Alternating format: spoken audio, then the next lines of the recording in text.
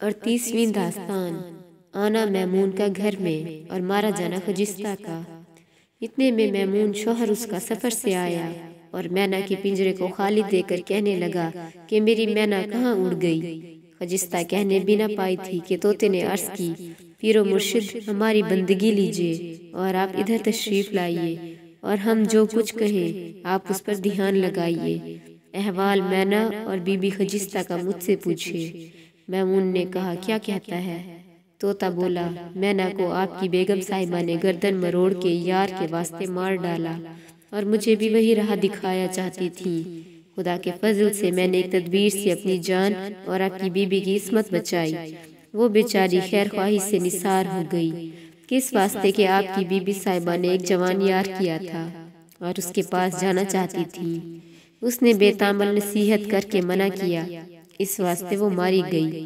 میں نے حکایت اور داستان میں آج تک لگا رکھا، اپنی جان بھی بچائی اور اس کو بھی جانے نہ دیا۔ اب آپ مالک ہیں۔ میمون نے کہا سچ ہے۔ طوطا کہنے لگا، مجھے اپنے پیدا کرنے والے کی قسم ہے، بی بی جی نے ایک نوجوان یار کیا تھا، اس کے واسطے وہ مرتی تھی۔ اس بات کے سنتے ہی وہ تاب نہ لا سکا، ایک ہی تلوار میں خجستہ کا کام تمام کیا۔ قصہ میمون اور خجستہ کا تمام ہوا۔ واللہ اعلم بالصواب۔